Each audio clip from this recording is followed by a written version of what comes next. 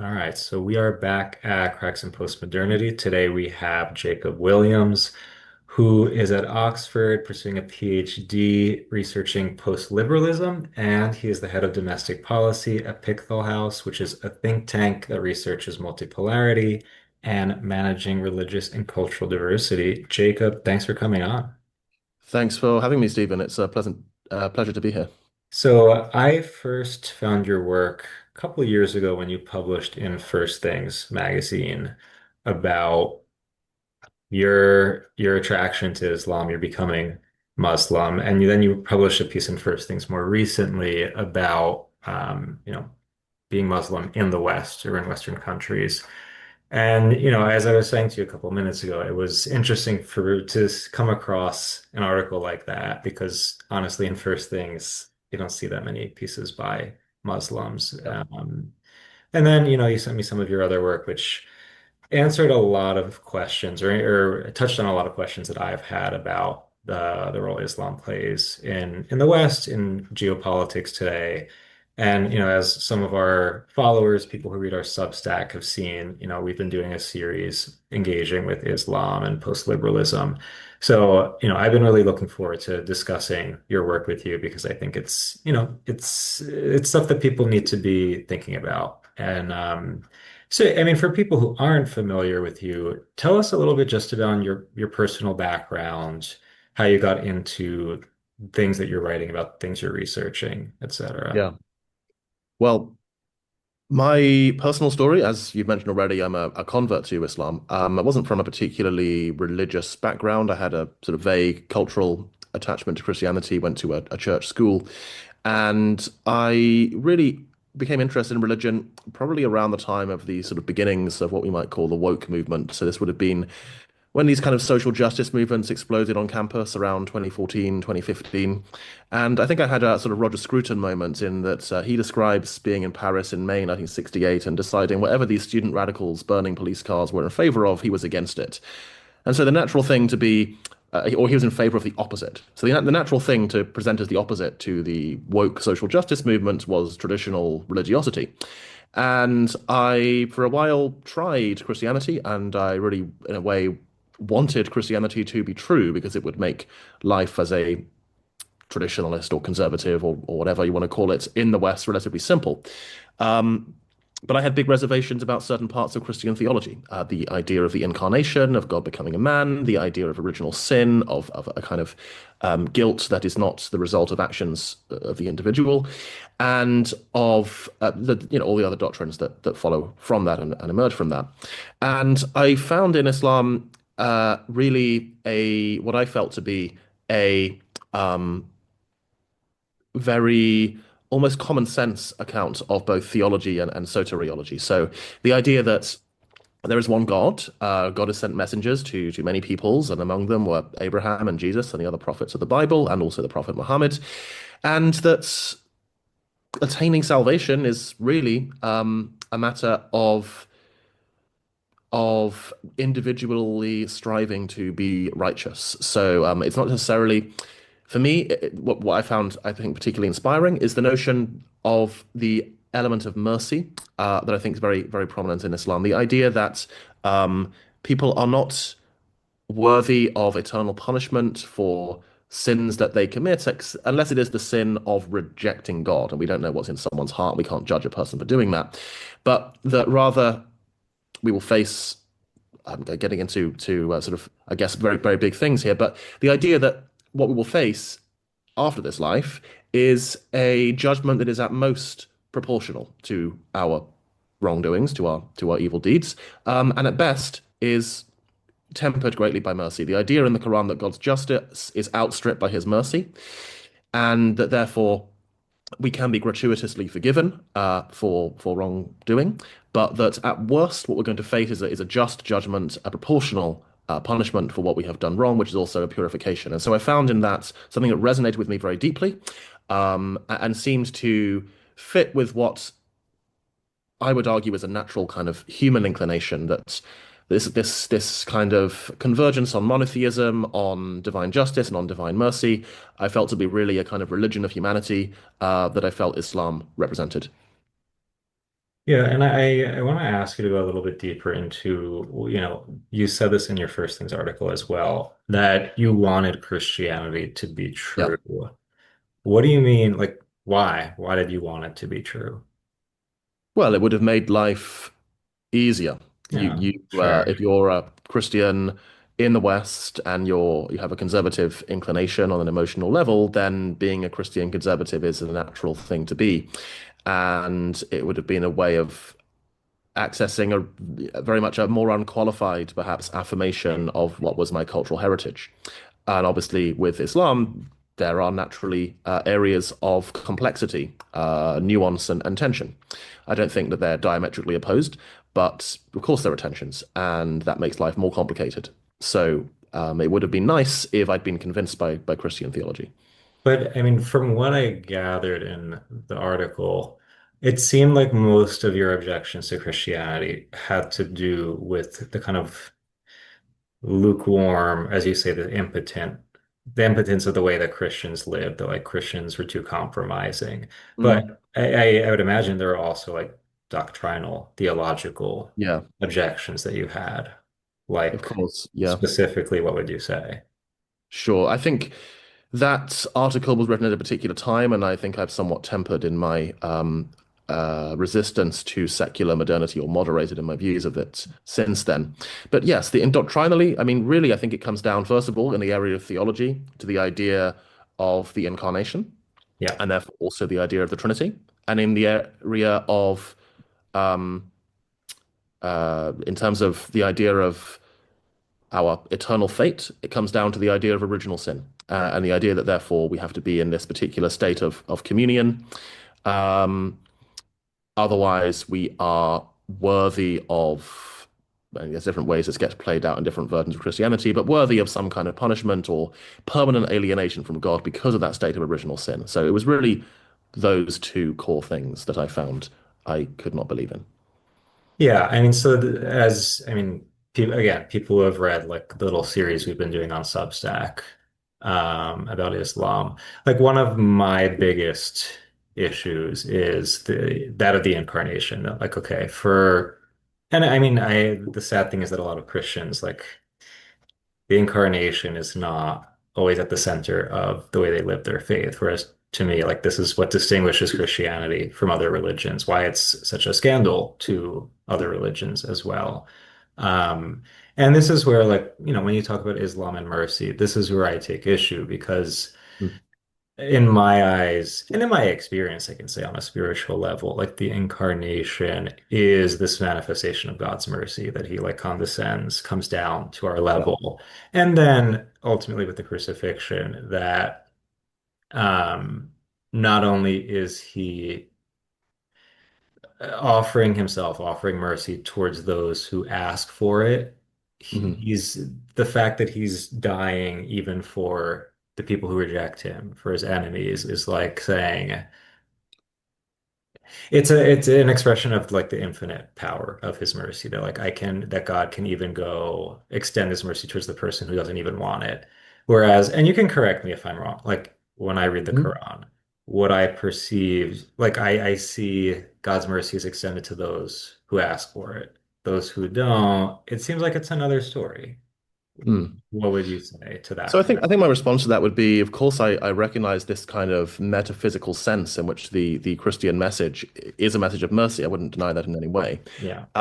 Where I would argue that I would argue Islam embodies mercy, in fact, more than Christianity, is firstly in the sense that um, alienating oneself or choosing to reject this mercy that has been offered through Christ, through the incarnation, by committing, let's say in traditional Catholicism, by committing a mortal sin.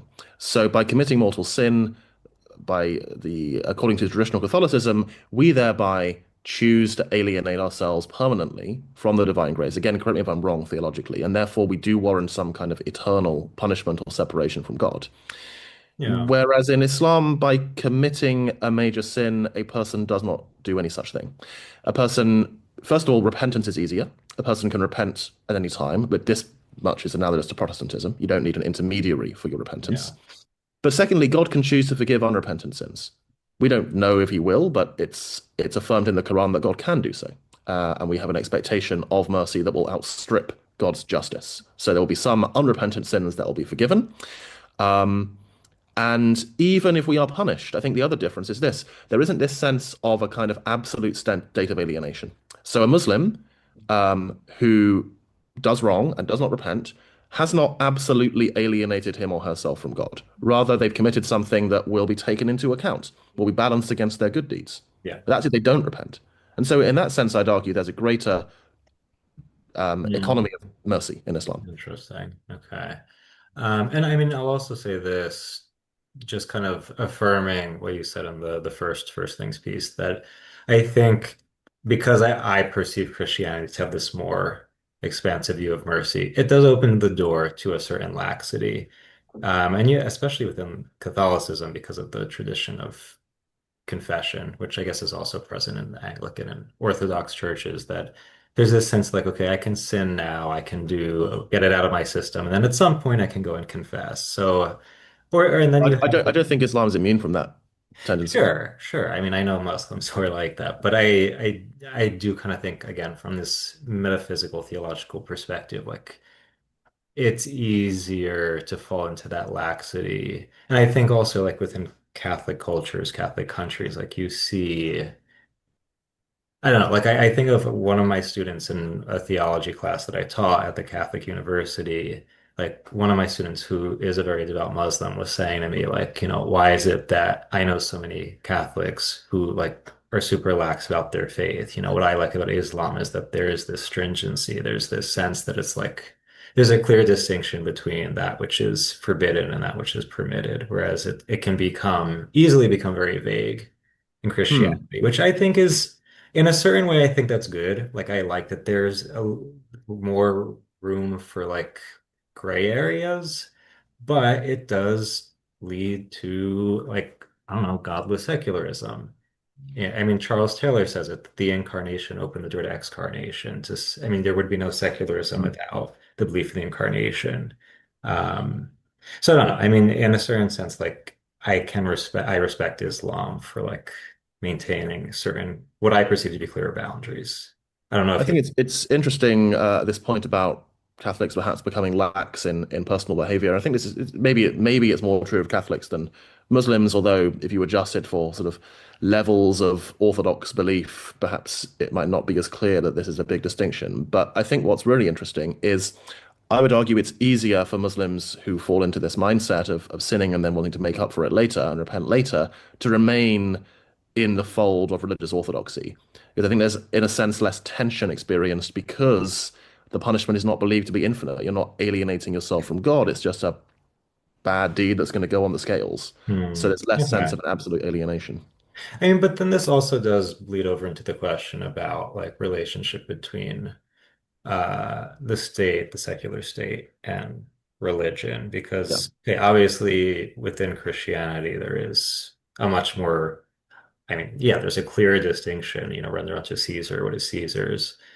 It's a different story in Islam. So that's yeah, why I think, again, like within, Muslim countries that haven't completely, secularized or, become global capitalists, like there's a sense that there are certain rules, there are certain moral ideals that you have to follow, and there are consequences if you don't. Whereas, Mhm. again, like because there is this distinction between church and state, because again, like God enters into the secular world, like I think it opens the door to a certain laxity.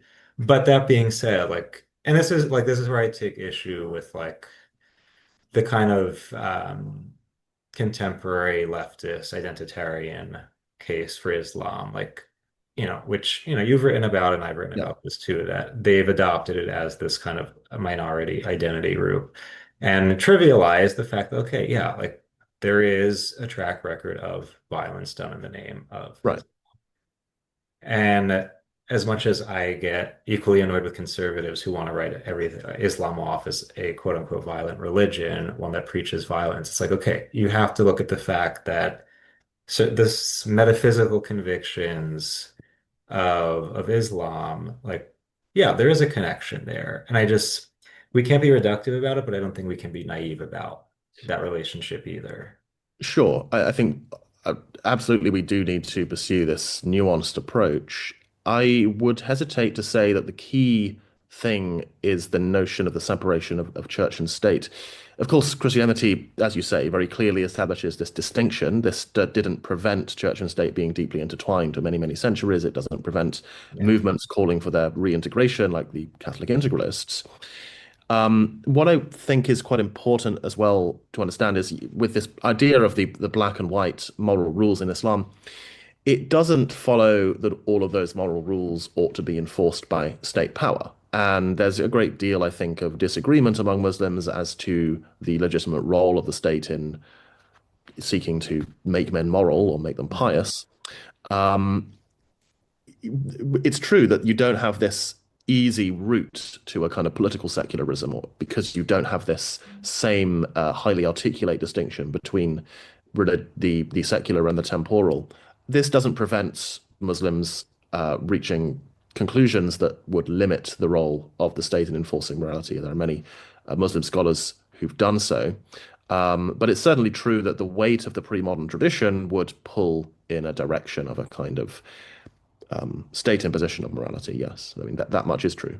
Yeah, and I mean, I agree that I don't think the issue of like church and state is the key factor that like I don't know incites people to violence. But again, back to the original point I was making about like the incarnation of mercy, like I do think that is one of the more major factors because again, it's like you have Jesus saying, you know, if you have someone who threatens you, who rejects your faith, like the response is to be willing to die for them. That, you know, you face objections and persecution with this kind of unlimited love, this mercy for even the person who hates you, wants to kill you. Which again, I don't see mercy interpreted in that way in the Quran. Yeah, it's true. The Quran doesn't have this notion, this radical notion of turning the other cheek and accepting persecution. Of course, there are plenty of verses, especially from the Meccan surahs, that call for patience under persecution and for acceptance of hardship. And then there are also verses that call for a greater degree of resistance. I think this is really quite a not particularly original argument because it's the standard sort of Muslim response to this line of thinking, which is to say, well, the Christian ideal, at least as it was understood by the church through many centuries, was so idealistic and in a noble way, and it aspired towards something noble, which is the idea of mercy and forgiveness, but so idealistic that it couldn't actually be followed in practice. And so Christian states never lived up to it, or even came close to doing so, and in fact, imposed their rule by force on other populations over many centuries. And the argument would be that in practice, and this is I don't want to get into the weeds of history, but I think the argument would go something like this: that in practice, those Christian states ended up being, in many ways, more coercive to outsiders than Muslim states who ruled over non-Muslims. I mean, it's certainly true in the Middle Ages that this was the case in terms of levels of religious tolerance for Yeah. minorities. So I think that's a standard response that Islam has a realistic ideal that accepts sometimes we need to resist uh, injustice and sometimes we need to exercise mercy, and this is a more achievable balance. Yeah, and that's why I think like the broad view of history is helpful when talking about these things because I mean you see such a variety of interpretations of, who is an enemy of Islam, who is an Yeah, enemy of God versus, who counts as a person of the book, who's yeah, considered like you just see so many different ways of interpreting it, which it makes it harder to make these kind of simplistic statements. It's right. they're quote unquote a religion of violence or peace. You can't. I mean, you fall into extreme reductionism if you want to make those kinds of arguments. And we'll get into like the kind of contemporary conservative Okay. critique later on. But I do want to go more into like I think what's like really unique about your contributions to this kind of discussion. Because I mean, you make this like very particular case for engaging with like contemporary conservatism. I mean, we could say classical liberal conservatism, Sure. maybe, and Islam, which I mean, I haven't really seen many people um, doing that kind of work, creating that kind of synthesis. And you mentioned Roger Scruton before. So I don't know, like give us a sense of like how you kind of what is your position and how you kind of came to it. Yes. So I think the reason for pursuing um, this kind of, you call it reconciliation, but at least mutually constructive dialogue between Islam and Western conservatism is I think it just has more prospects for genuine intellectual depth Hmm. than dialogue with progressivism. In that the premises of progressivism, so far as they're explicit, are that the good life consists of self-expression and the kind of Alan Bloom called it value positing, the sort of arbitrary declaration of value in one's life. Whereas the premises of the various strands of thought that enter into conservatism, I think, are much more congruent with Islam in the sense that they would recognize there is some kind of standard beyond the individual, which often might be theistic, but isn't always theistic. They recognize that there is sometimes value in self-restraint or self-denial. Jonathan Haidt talks about how conservatives recognize values of loyalty, purity, and authority. And Islam also recognizes those values, interprets them in different ways sometimes, but not always in diametrically opposed ways. So I think at that level, there's greater congruence, and that if there's going to be a I also think if there's going to be a really convincing public theology for Muslims, quote unquote, moderate Muslims who want to engage in politics in the West and be seen not as doing taqiyya or engaging in a compromise or a modus vivendi where at some point in the undefined future they would like to actually impose an Islamic state, which is what a lot of people suspect of these Muslims, that they're just, they claim to accept some kind of classical liberalism or progressivism, but actually underneath it all there's a different agenda. That's the suspicion I think that underlies a lot of the anti-Muslim rhetoric. But if that's going to be defeated, there needs to be a really credible public theology. And I think that theology is more likely to be developed in dialogue with Western conservatism than with progressivism for the reasons I've just explained. And I mean, I'm wondering what kind of reception you've gotten from other Islamic scholars. I mean, are they open to this kind of synthesis you're working on? Well, I'm not an Islamic scholar. I'm not qualified in that. I hope to study this more systematically in the future. So, um, I suppose I don't really claim to have some kind of original or systematic interpretation of the Islamic tradition or its texts.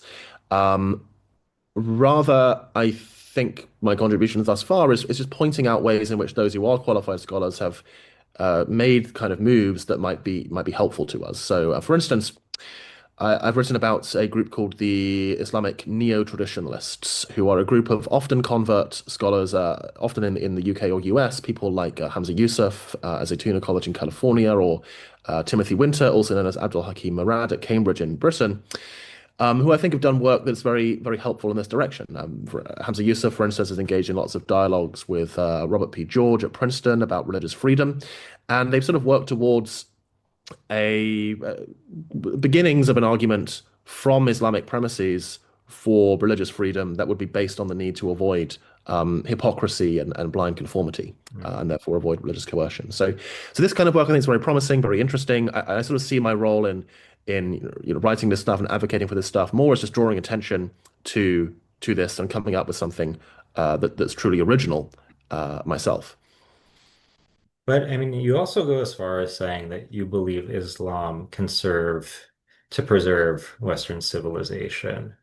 Explain that claim. Uh, this is a perhaps rather a polemical claim that was probably in that first piece that I wrote for First Things a number of years ago. Um, I mean, it's I'm not sure I find it helpful these days to speak in such sweeping terms because the obvious question is, well, which interpretation of Islam and which interpretation of Western civilization? And there are many of both. So I think we have to start with that and then try to break things down more carefully. My hope is that Muslims in the West will develop some kind of public theology that will involve a sincere commitment to religious freedom, and that this will also be good for other communities in the West.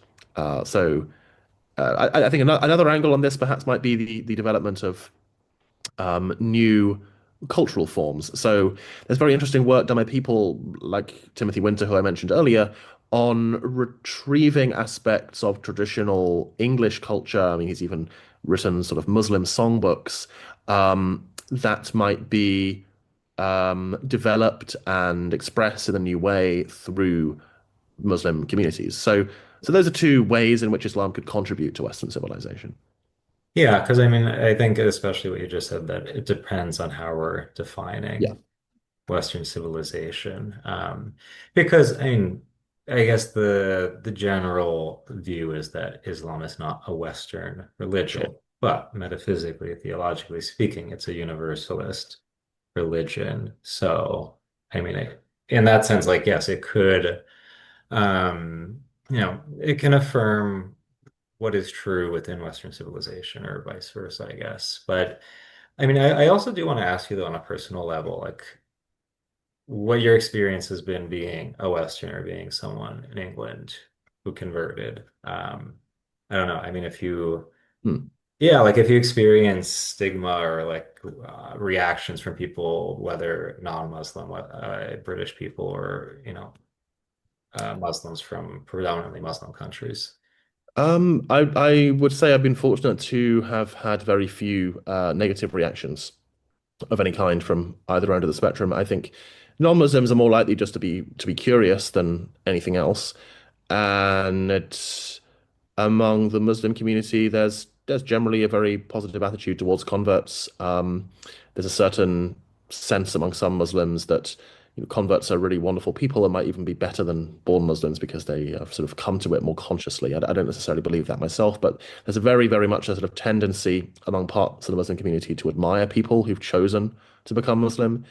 So no, on the whole, my experience has been very good. I mean, very fortunate, and very, very grateful for that. I haven't encountered obvious stigma on a personal level.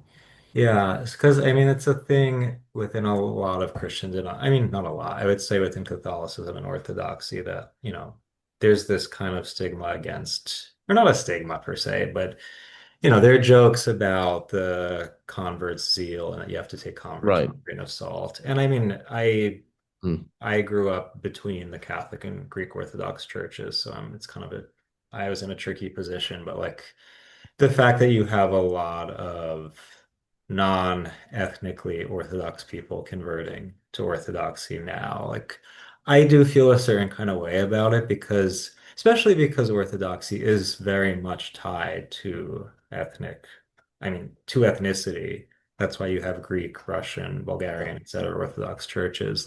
There's a part of me that feels like, okay, there's something you're just not going to understand certain things about Orthodoxy because you're not coming from an Orthodox culture.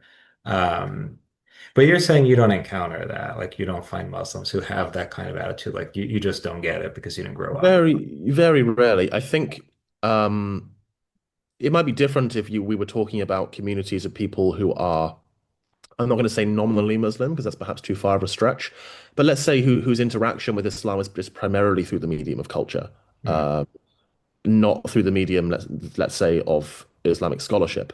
yeah. But especially in the West, the younger generations of Muslims are, in a certain sense, decultured, and there might even be a interesting sort of phenomenon occurring where, rather like happened in America in the early 20th century, where kind of migrant communities tried to assimilate into American culture by abandoning their traditional ethnic cultures, but then wanted to retain a distinction through religion, because that was the one thing that was encouraged to be plural. Yeah. Something similar things happening among Muslims, where you do see this partial dropping away of the traditional ethnic cultures of second generation or third generation migrants, but then a re-engagement with the religion through the medium of scholarship and through the texts. So you have quite an abstract, almost intellectualized engagement. Yeah, I mean, it's a tricky thing because, again, like when I was growing up in the Greek Orthodox Church, like majority of people went because they were Greek. Like it's a Greek cultural, communal kind of experience. And you pray, but you don't actually go to live Christianity.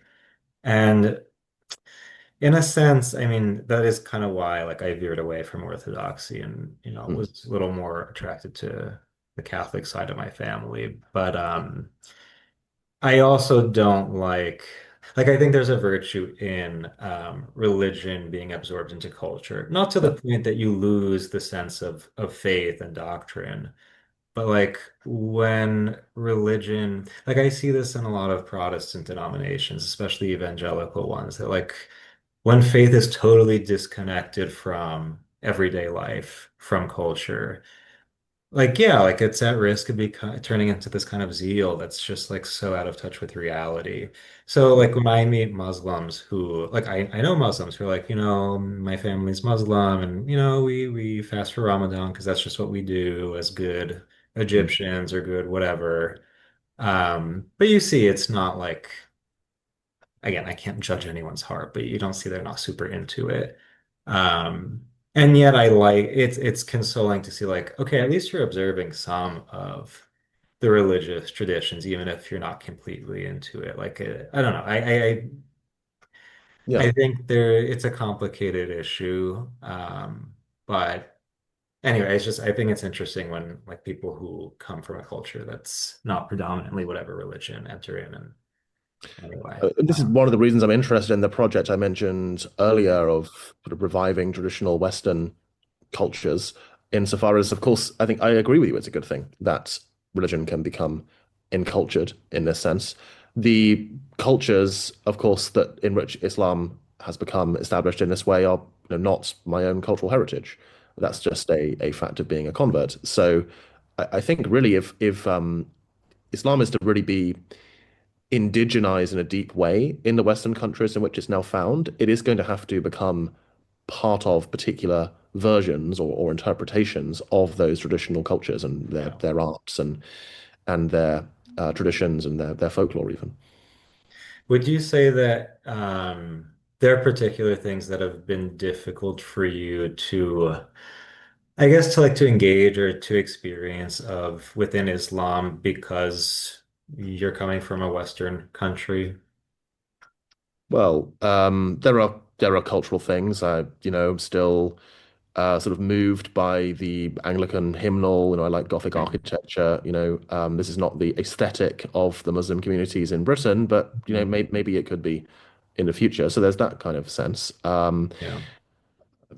In terms of other difficulties, I mean, obviously, yes, but not necessarily more so or in a different way than any Muslim, in that the struggle to live righteously is going to be difficult for Yeah. everyone, and everyone has their own challenges there. Um, Interesting. yeah. Huh. Okay. So, I mean, that being said, I do want to move back to this issue of uh, the Islam's role in, I guess, cultural politics, culture war politics today. Mm, Yeah, I mean, as I think it's common knowledge now that at least in the US, it was 9/11 that kind of, yeah.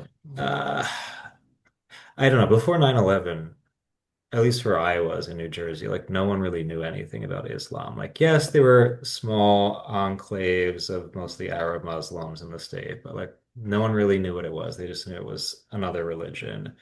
And especially, I went to a public school. Like, we didn't really learn anything about the world's religions, maybe in a history class. And Mm, then 9/11 happens, terrorism, and it sparks this wave of Islamophobic violence.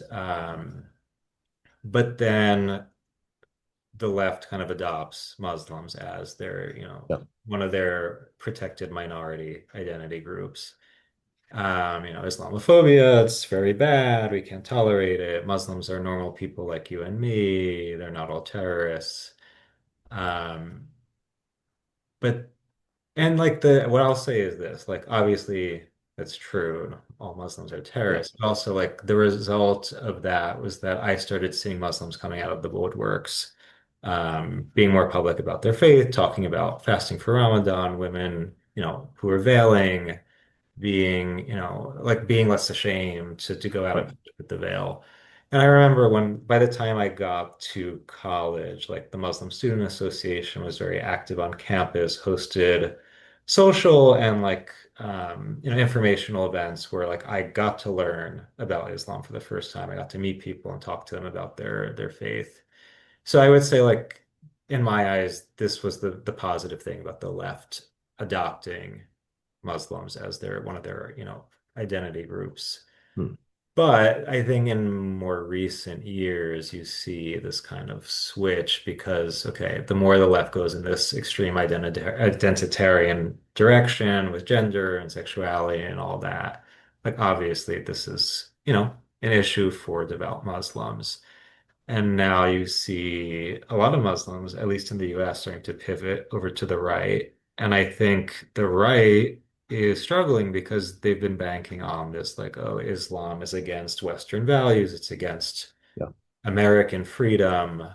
Um, and yet they support conservative social moral values. So I see the right struggling. Like the left, I mean, it's kind of a lost cause at this point, but the right seems to be struggling as to what to do. Should we, should they ally themselves with Muslims? Should they keep playing this card that, they're against the West? Like, I don't know. I think about like extreme examples like Milo Yiannopoulos, who's like, Right. Islam is evil and demonic, and they kill the gays, they chop their heads off and do these things to women. And I'm just like, and what's the alternative? Like where everybody is trans and, polyamorous and this and that, whatever. Like that just the conservative talking point, the conservative narrative is falling apart. Yeah. And this is something that you have written about that I've also tried to bring attention to. So yeah, what do you see happening in the kind of culture wars? Like what direction are we headed in with this question? Well, I think we're at a moment really where over the next, let's say, 5 to 10 years, it's sort of a point of inflection. I think the right really has to decide how it's going to approach Islam. And yes, this narrative of, I mean, Milo obviously is not a serious thinker, but this narrative of just if Muslims are socially conservative, that's bad, is not really, it's not really a right-wing narrative, actually. It's a form of coercive liberalism that the right adopted for understandable reasons. Now, of course, um, there is a version of that narrative that has a little more sense to it, perhaps especially in the European context, I think more than the American one, which is that the argument would be that the social conservatism of Muslim communities is hard to separate from a particular form of separatism and also from particular family practices. I'm thinking of things like cousin marriage, or perhaps even the practice of bringing kind of spouses from the countries of one's original ethnic origin and thereby perpetuating a partially separate community Mhm. that one can object to on conservative grounds, right? And there are quite reasonable grounds to objection to those things. Yeah. Um, so for me, the challenge for the right is going to be finding Muslims. I think it goes back to my point about public theology. It's going to be finding Muslims that they can engage with who are willing to make arguments from the tradition Hmm. for Muslims belonging both in the West and indeed on the right, but who are also regarded as credible by Muslims themselves. So people Yeah. like Ed Hussein have gone to the National Conservative Conference and said, his talk was called Islam versus Islamism. Um, Hmm. and there's a certain version of that argument that might work. The problem is that because of ways in which people like Ed Hussein have aligned themselves with certain groups that were perhaps very legitimately perceived by Muslims to be hostile, they tend to lack credibility inside the community. So the challenge is to find those spokespeople Yeah. who, at this point, uh, don't really exist. So it's going to be a challenge for Muslims as well to create those spokespeople. I mean, the struggle, I mean, the right is going to have to deal with the baggage of the fact that the left kind of adopted Islam Yeah, and, really put out these very simplistic narratives. Again, like Islam is not a religion of violence, it's a religion of peace. Muslims are normal people like you and me. All and which banks on the kind of syncretic, like, oh, all religions are the same, which conservatives rightly have a knee-jerk reaction to. Now, is the real solution then to just, sideline Muslims completely? No. I don't think we should be naive about, again, theological differences and certain challenges that perhaps like Christian conservatives. like my point is like you can't throw that all out the window now. And yet, I also don't think maintaining this reactionary posture. I don't think, I mean, it's not a position with integrity, but it's also just not pragmatic. It's not expedient to hold on to that Yep. position. And not just because, like, okay, Muslims can, ally with us on defending conservative cultural values. I think on theological grounds, I'm more interested in that kind of Mm, collaboration on mm, theological grounds. yeah. It's not so much the conservative cultural values, because to me, I think like if you're a person of faith, if God is at the center of your life, I'm interested in knowing about the experience of others who also have faith, even if it, is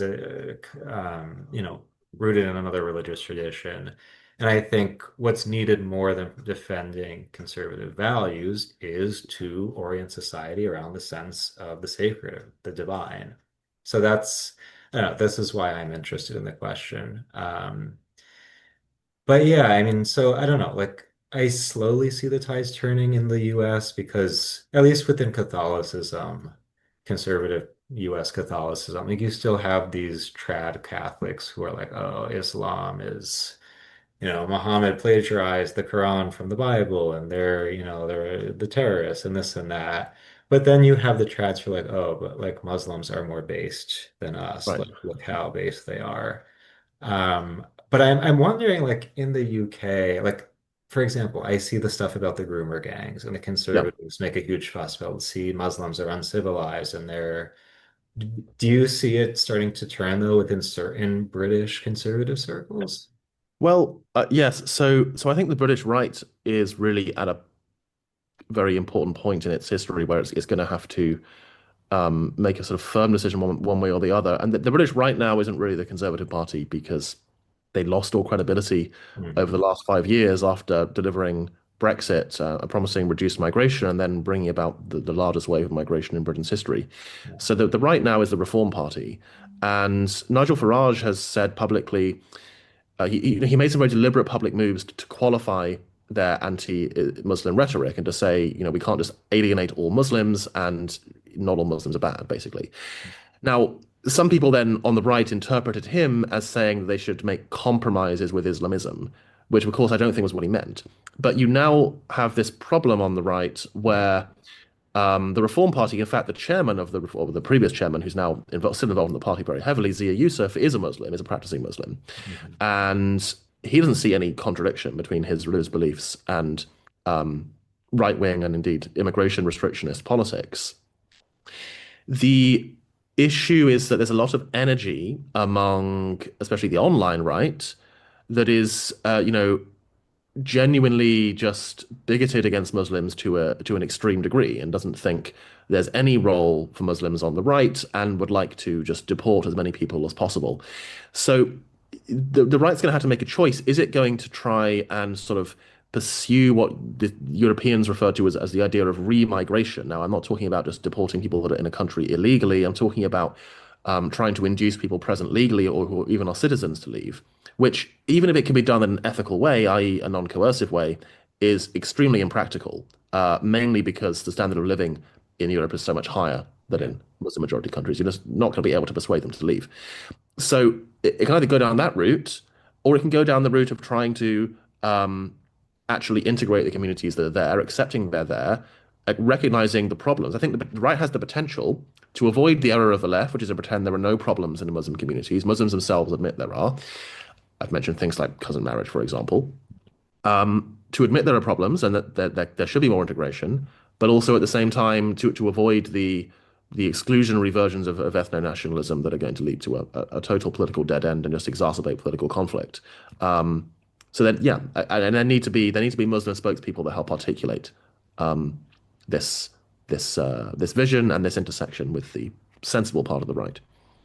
Yeah, and again, like I think the only way that there's going to be a real space for Muslims within public discourse is if like there needs to be space for Muslims to actually contribute Yeah, their particular insights coming from their faith. Because again, like what the left has done is like, oh, we accept your Muslim identity, but your beliefs. I mean, no religious beliefs play any role within their kind of space, public spaces. Um, and again, like conservatives want to harp on like everything they think is wrong with Islam. It's like, okay, if you want to have a productive, fruitful cultural exchange, like you have to really have substantial dialogues. You have to we have to have more intelligent conversations about these things. But Yeah. anyway, that being said, I do want to kind of close with this topic of Islam and post-liberalism, which again, like has been a thing that's been on our radar at Prax and Postmodernity for a while. I mean, I have to say, kind of sparked by Welbeck and Submission, which, needless to say, is a controversial book, but I think.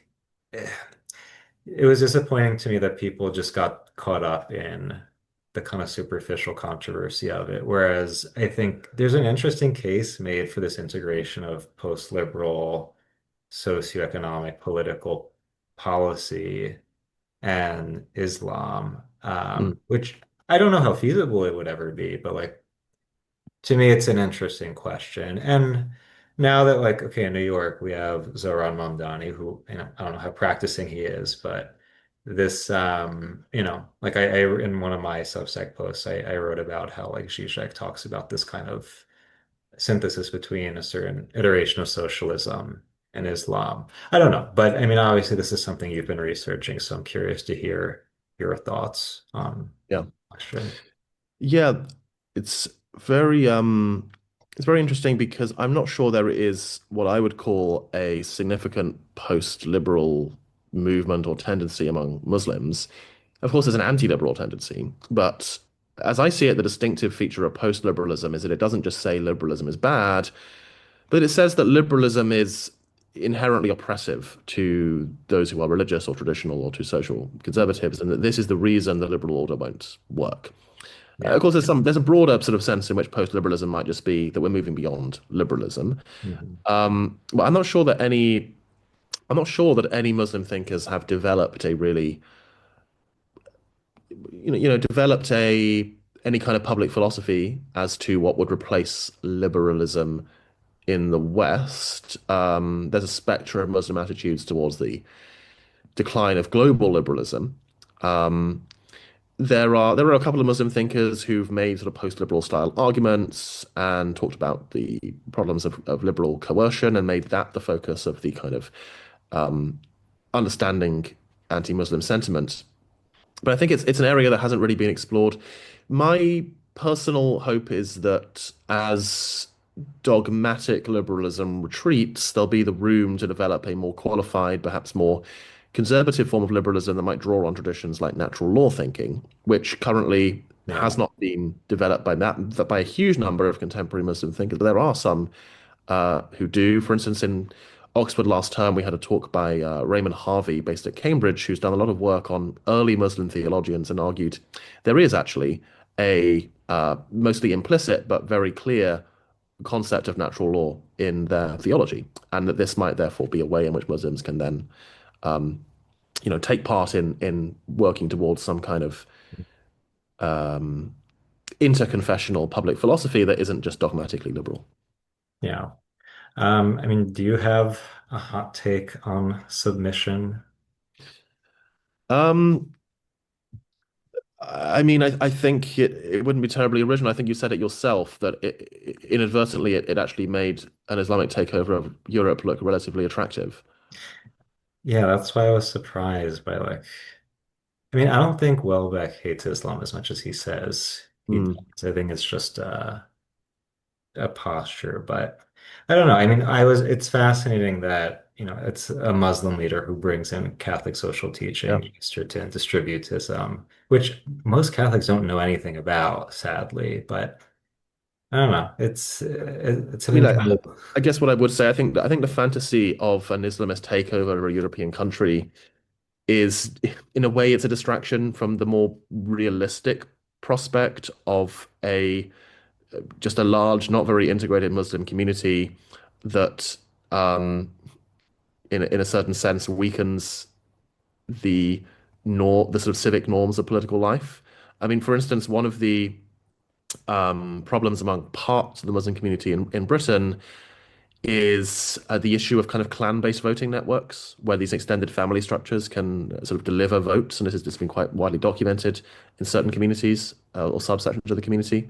That's a more realistic and more like salient way in which Islam or certain Muslim communities might have a political influence that's concerning. But the idea of a Muslim takeover for the next 100 years, at any rate, is really just a fantasy. And yeah, I think it's a distraction from more realistic problems. Yeah, no, I mean it's been a boogeyman in European politics for a while, but again, realistically, highly doubt we'll ever see that.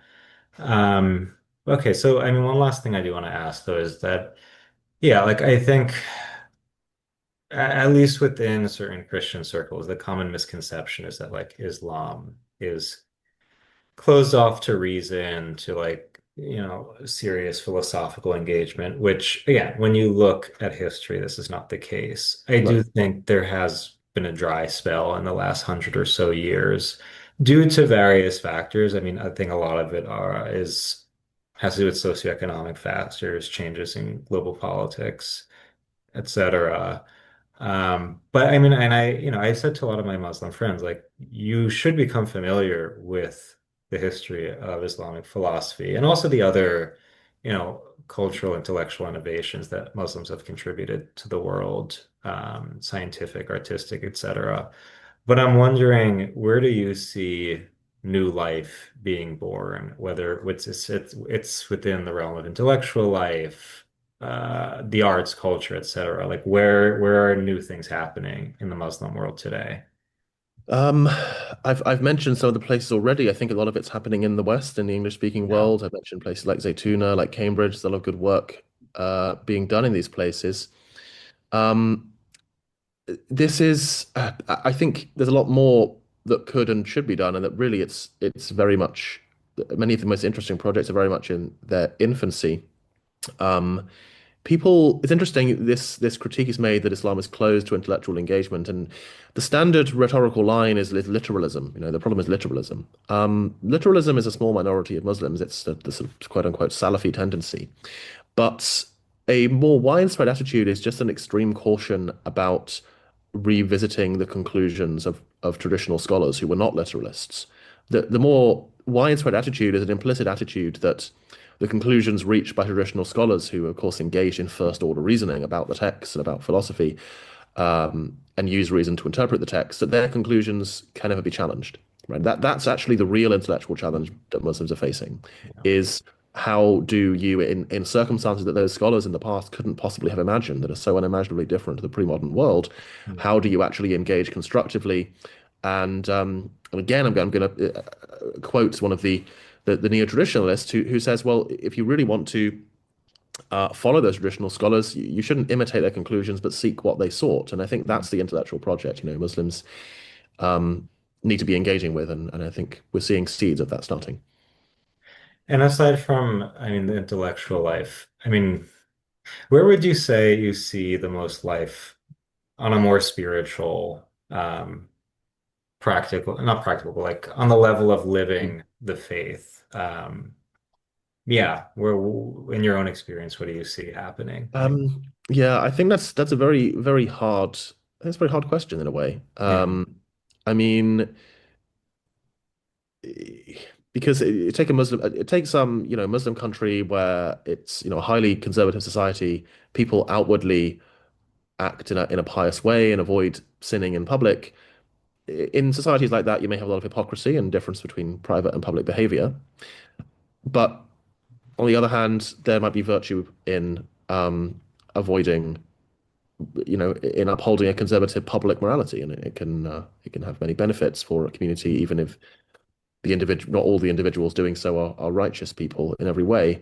Um, I see a lot of encouraging signs among, I think, younger Muslims Yeah. in Western countries, partly because of this sort of element of deculturation combined with a great deal of personal and religious freedom does, I think, prompt a lot more, perhaps, hunger for really kind of